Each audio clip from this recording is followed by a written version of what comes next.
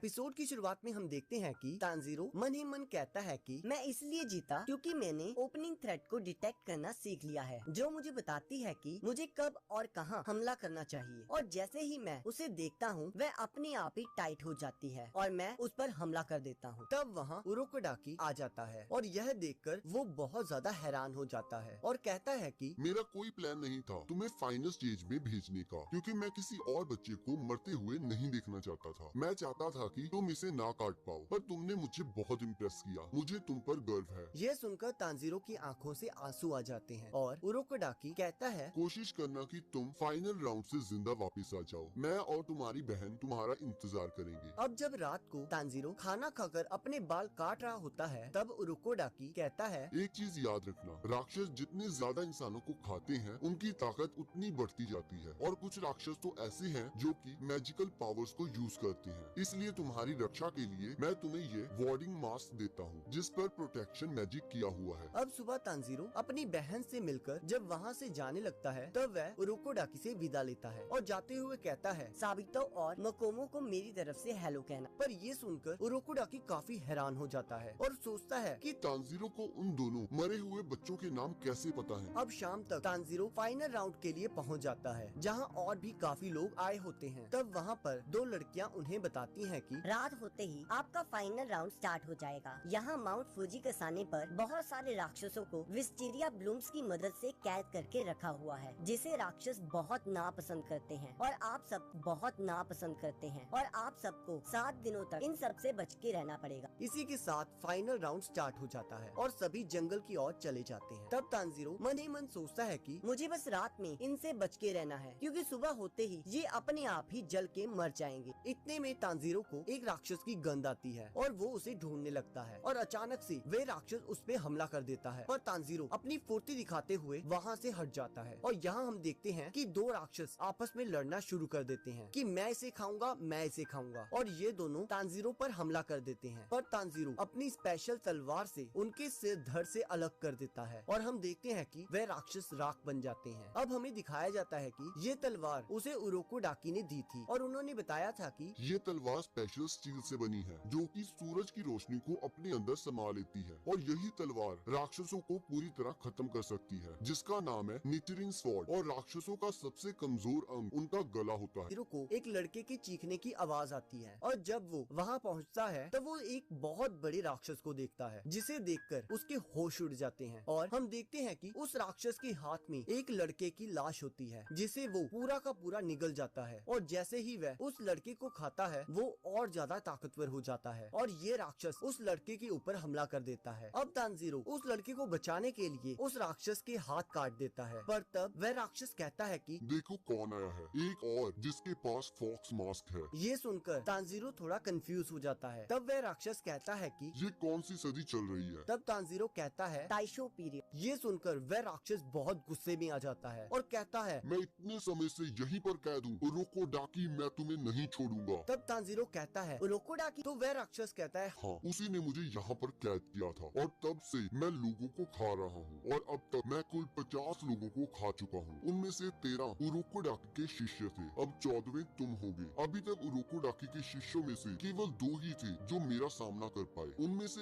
एक अजीब से रंग वाले बालों का लड़का था, जो कि उनमें से सबसे ताकतवर था, और दूसरी एक छोटी सी लड़की जिसने फ्लावरी किमोनो पहना था। वो ज्यादा ताकतवर तो नहीं थी, पर काफी तेज थी। ये सुनकर तांजीरो चौंक जाता है और सोचता है कि क्या वे मर चुके हैं? तब वह राक्षस कहता है तुम्हारा ये फॉक्स मास्क बिल्कुल वैसा ही है जैसा उरोकोडाकी के बाकी शिष्यों के पास था। कभी कभी ऐसा लगता है उरोकोडाकी मुझे खुद बताता है कि मुझे किसे खाना है। मुझे आज भी याद है कि जब मैंने उस लड़की को ये सब बताया था तो वो बहुत दुखी हो गई थी, और मैंने उसके शरीर के एक एक अंग को उखाड़ दिया था। ये सुनकर तांजीरो बहुत गुस्से में आ जाता है और वह उस राक्षस पर हमला कर देता है, पर वह राक्षस उसे पंच मारकर दूर फेंक देता है और तांजीरो वहीं बेहोश हो जाता है और उसका मास्क भी टूट जाता है। बेहोशी की हालत में तांजीरो अपने छोटे भाई को देखता है और उसी समय उठ जाता है। राक्षस ये देखकर उस पर हमला कर देता है। तांजीरो अपनी तलवार तलवार से उसके हाथों को काटने लगता है, पर उसका कोई भी फायदा नहीं होता, क्योंकि जैसे ही वो उसके हाथों को काटता था वो उसी समय उगाते थे। तब वो राक्षस बताता है कि उस लड़के ने भी मेरे सिर को काटने की कोशिश की थी, पर वह असफल रहा और मैंने उसके सिर को कुचल दिया। अब ये सुनकर तांजीरो